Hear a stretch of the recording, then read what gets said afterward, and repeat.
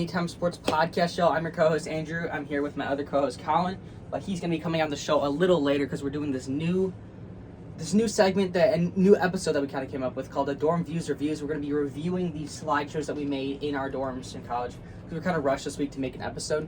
So I'm going to be going over some NFL news, going over how I feel about those trades, and then Colin's going to be going over some top highlight plays from this past week. All right, let's get into it. First, we got Tom Brady losing streak. As most of you guys saw last night on the Thursday night football game, Ravens versus Bucks. Bucks didn't look too bad. They were playing a good Ravens team. Really, that Ravens team put together a very solid game. Tom Brady looked not the greatest we've saw the past couple weeks. He does have a losing streak. 3 games of a losing streak in the first time in 20 years that he's had that. It's maybe a little downside in his career, but I don't think it's much to look over because at the end of the day, he's still Tom Brady. He doesn't have many good receivers on his team. It's more specifically not Tom Brady. It's more of the coaching and the receivers on the Buccaneers right now. I feel like he can come back and he'll still make a deep playoff run if you're going to ask me. Moving on to the next. Kadarius Toney to the Chiefs for a 6th-round pick. That is very good for the Chiefs. Kadarius Toney's been injured I think he's played 12 out of 28 games on the Giants. He was drafted in the first round in 2021 by the Giants. Very good for the Chiefs. A guy that has shown he has a lot of talent, a lot of speed. And maybe they could turn him into somewhat of a Tyreek Hill on the Chiefs with Juju, with MVS, and then now adding Kadarius Toney. If you could get him into the factor and get some receptions to him, especially with the gunslinger arm that Pat Mahomes has, he could be lethal for that offense. But also for the Colts, or not for the Colts, for the Giants, they got a 6th-round pick back for a guy that hasn't really played. Even though we know he can play, he hasn't played for them. He hasn't affected them. The Giants are a rebuilding team. As we saw, they're doing great right now. They're still in the rebuilding process. They're winning while they're rebuilding, which is great. But getting that 6th-round pick, I don't know, you can get many guys from that, but a guy that was basically sitting on your bench for a 6th-round pick, they'll take that any day. All right, now we got Shaq Barrett is out for a couple weeks with a torn Achilles, possibly the season. I just got this update a few minutes ago. Last night's game, just a quick update, he tore his Achilles and appears to be out for a little bit. Robert Quinn to the Eagles for a 4th-rounder. I know as a Bears fan that hurt to see. Robert Quinn was good for us last year. He was in the NFL top 100 this year. Honestly, I'm fine with the trade. Getting a 4th-rounder for a guy that's old and hasn't done anything for us all year, that's fantastic. I mean, we should have technically traded him away in the offseason.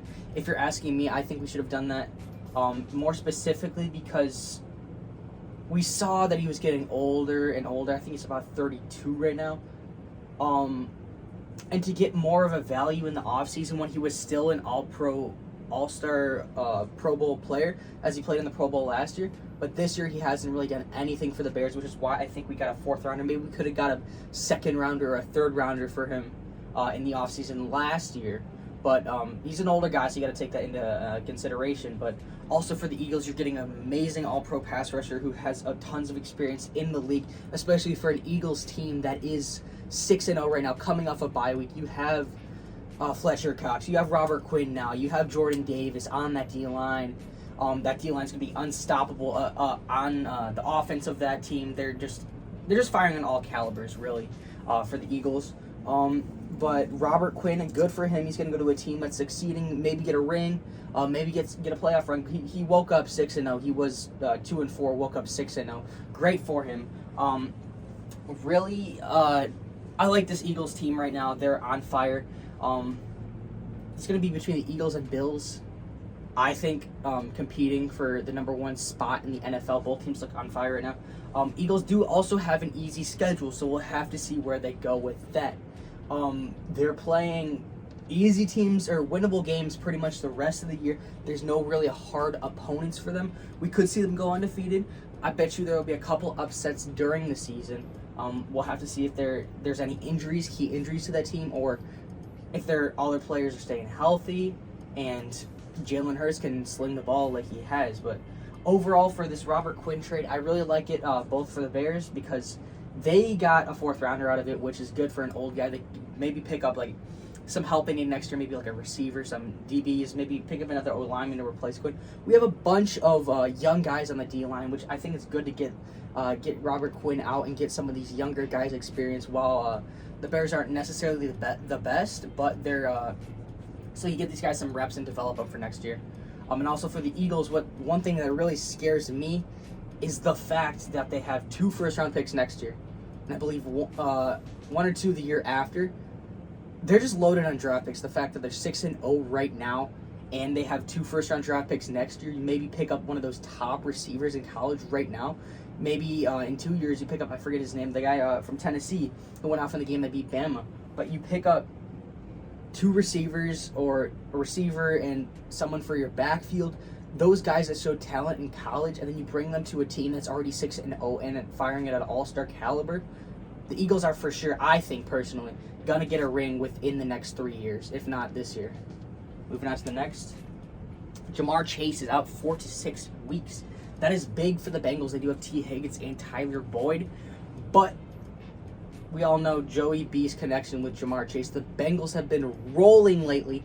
They're tied. Well, now after last night, they're not. But the Ravens are first in their division. The Bengals will be tied if they win this weekend. The Bengals are looking pretty good. If you look at their losses are all within a touchdown.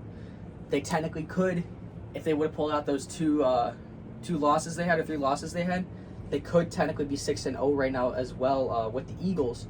But yeah, this Joey B balled out this past weekend, throwing over 500 yards. And it was great for me as a fantasy owner of Joey B. But this is his main guy. If you don't have your main guy, he's not going to put up 500 yards. Tyler Boyd, T. Higgins are going to have to step it up. We'll have to see where they go with that. I mean, the Bengals, I believe they're a playoff team. They just got to beat the Ravens in their division. If they beat the Ravens, they're good. We saw last year how good they did. They're such a young team with Joey B and Jamar Chase. Joey B being in his 3rd year, Jamar Chase being in his 2nd.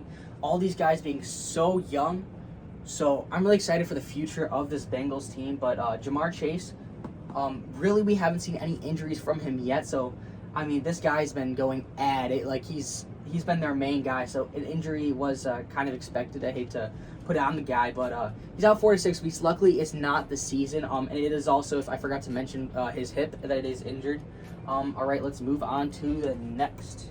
We got Breece Hall out for the season. You hate to see it. This guy was firing on all calibers when he was in. Breece Hall was electric for the Jets. I know me as a fantasy owner of Breece Hall, he was my, I believe, 3rd round pick. I'm like, okay, this guy's going to be really good this year. I'm going to pick him up. He might not do the best the first couple of weeks. He was riding my bench. And I'm like, okay, I think this guy's going to go off now. Put him in, and then he scores 20 points, putting up Jonathan Taylor last year's numbers. It's really sad to see a guy like this out for the season. He was pretty much electric in all of his games. Maybe the fact that the Jets were handing him the ball so much is why he had so many points and so many yards. But I think the fact that you have a guy like this on the Jets, and that Jets team is so young with Zach Wilson, you have Garrett Wilson Jr. as a receiver. You got Breece Hall, 1st-year player, rookie out of Iowa State, at your running back. That Jets team is... Zach Wilson also is getting a lot of hate. That guy's like... I mean, he's got the mobility like Justin Fields. Like, he's not fast like Lamar, but he's got the mobility. He could throw on the run, get to his receivers.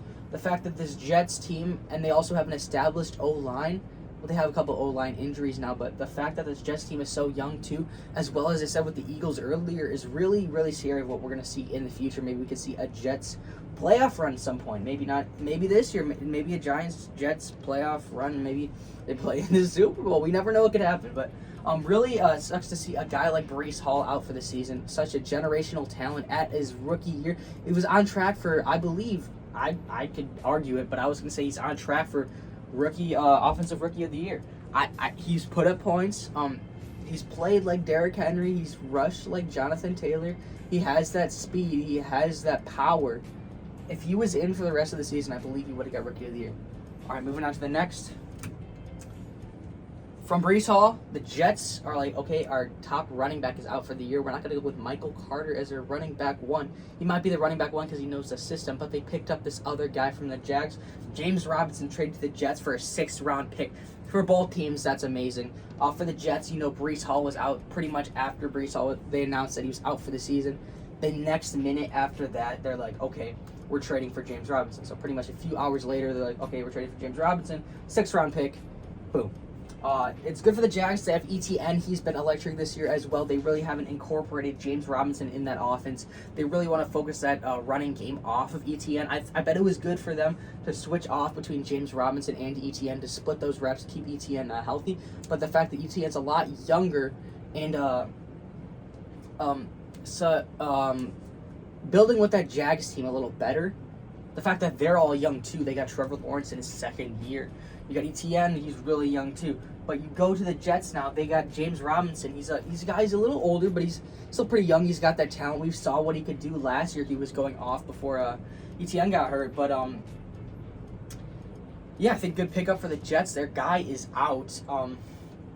Breece Hall, so they're gonna have Michael Carter and James Robinson, which is amazing for them because they got to incorporate the run a bit in that offense because you can't pass too much with Zach Wilson, but when they pass, they can pass.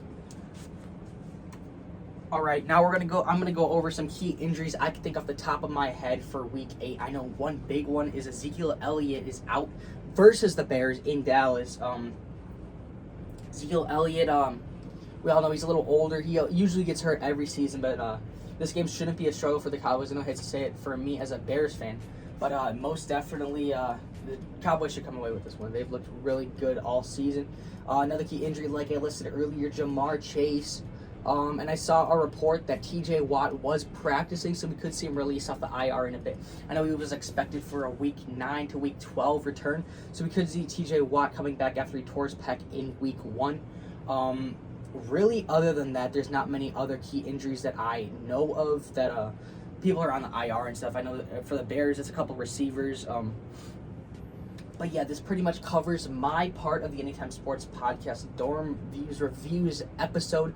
Now let's move on to Colin, who's going to cover some top plays and highlights from Week 7. All right, welcome back to this new segment I like to call Dorm View Review. By your host, Colin here. We're doing NFL Week 7. How this is going to go, I'm going to go through 4 plays that I really want to break down through the week. Plays that I thought were really well executed and really well done by the teams that they were on. So let's go into the first clip that we have here. We have Travis Kelce and the Kansas City Chiefs. As you can see, Travis Kelce had a little motion, and he's right behind the tackle right here. Well, they're really bunched up right now. They're all expecting run. It's 3rd down and 1 in the first quarter. A run is really what's going back here. You got Isaiah Pacheco in the backfield, Mahomes under center here, and you get the linebackers. They're expecting run right here, and they're all bunched up. So what does Andy Reid and the Kansas City Chiefs do? Well, you'll see right here. Kelce out wide. When Kelce goes out wide here, you can see there's a whole bunch of cluster in the middle right here. That's like kind of a screen. It's going to screen all those defenders away from Travis Kelce. And there's no way that Kelce's is going to get this. If this ball is delivered like it should be, like Mahomes is going to, this ball will be caught by Travis Kelce 99% of the times for over a yard. And as you can see, it definitely goes for over a yard. Well play design, and Travis Kelce is just Travis Kelce. As we let this play go through, Travis Kelce takes the ball, and, it's just him. He hurdles a guy. That's why I'm wearing his jersey right now. Beautiful play by the Chiefs from this aspect. Let's head into the next clip we got here. We have Trevor Lawrence against the New York Giants. Both these teams, this was a pretty good game. Even though the Jags are 2-4, they did very well, and especially in this play. This play is going to be a Travis Etienne. He's going to motion him over. He's lined up in a gun formation right now to the right of him. You're going to see Travis Etienne as we play this. You're going to see him motion over right here. Snaps the ball. The defense isn't expecting him. They're looking at him. He's like he's on the right-hand side of the ball on the quarterback right here. They're expecting him to go right. Well, with him motioning over there and getting some momentum, he's building up some speed going sideways here. And as soon as he snaps the ball, Trevor Lawrence is going to pitch it back to Travis Etienne in this play. And I want you to pay attention to the receivers and their blocking, and the linemen do an amazing job here too. But as I play this, I'm going to stop it again. Look at this amazing blocking by Jones on the side right here. And you're going to see this guy right here. You have a lead blocker for your explosive running back. Travis Etienne had a breakout game last week, and it wasn't any surprise. This offensive line looked very good for the Jacksonville Jaguars, a line that really hasn't seen much success over the years. I guess you could say James Robinson a couple years ago, but anyway, you'll see 74 block this DB right here, and then Travis Etienne make a move, your explosive running back. As we play right here, Travis Etienne makes a guy miss, and he uses his speed, that explosive running back, second-year running back out of Clemson. Him and Trevor Lawrence have a lot of experience, and of course that is a big game from the big guys up front. All had to do with the blocking. The wide receiver blocking did a phenomenal job there, and just Travis Etienne using his speed and his explosiveness to get a first down there, a must-needed first down, as I may say. Let's head into the next clip. The next clip, I have the New York Jets versus the Denver Broncos. This has to be the best running play that I've seen so far in this season. It happened in Week 7, Mile High, 1st and 10, 7:45 in the first quarter. Breece Hall in the backfield, which best of recovery to him. He tore his ACL. He's out for the season. But this run is phenomenal here, and I want to show you why. We'll play it. Snaps the ball. As soon as he snaps the ball, the linemen, they're getting to the second level here. This is what every offensive line coach wants to see. This guy, he's going to block a linebacker right here. This guy, he's going to go upfield. Look at all these blockers in front of him. This is what you want to see, and especially to your young running back. He's patiently waiting in the backfield for a hole to open because he knows it's going to open. There's a lot of guys downfield already. So as we play this, you can see a big hole opens up right in between this, I think, wide receiver, it looks like, and a tackle or offensive lineman right here. A big gaping hole, and you leave a big hole like that, Breece Hall is going to take it, and he's going to make you pay for that one. Breece Hall had a very good game before he went out. But then this is just Breece Hall being Breece Hall, taking his speed to the next level and seeing a hole, and he's gone. And I like to say there's a offensive lineman right here running with him. That's how you know you got good blocks, when you have an offensive lineman 10, 15 yards downfield blocking for your main running back. That was a great play, the best running play. We'll look at that again. I like that play so much. Breece Hall takes it. He waits patiently. Blockers downfield. Sees a gaping hole. He rushes through it. And he rushes for a nice touchdown. That is the best run of the year, in my opinion, so far. And, of course, I love defense, too. So we had to have an interception clip right here. I know I could have picked a couple pick sixes that happened this week, but I'm going to pick a Sunday Night Football play. In a crucial moment here, the score is 16-10. It's a third down and 16. As you can see, the backers, the DBs and the linebackers, they're back about 10 yards because this is a 3rd and 16. They can give anything up within this range, and they'd be completely fine. You have the safeties in the back here, Javon Holland right here. He's going to be the centerpiece of this play right here. You have a rookie quarterback, Kenny Pickett. In the gun formation, you have 2 wide receivers to the right, 1 to the left. We're going to play this. As you can see, Kenny Pickett drops back, and he's going to throw. But I want to notice his eyes were staring down a receiver. And any good safety will make you pay for staring at a receiver. That's why you see some of the good quarterbacks look the other way before they throw the receiver they want to, because the quarterbacks are taught to look at the quarterback and read their eyes. Kenny Pickett, still a young quarterback, learning in the NFL. Don't really fault him for this one. He's trying to make something happen. When he could have actually, you do fault him because he could have taken a field goal and you'd be down 16-10. Instead, this beautiful pick happens. Javon Holland times it up perfectly, and he takes it back for at least 20 yards. And that's the second-year safety right there. Javon Holland's having a great season. And those was part of my 4 plays of the dorm room review that I liked in week 7. I'll see y'all next time. I like those colors, yeah.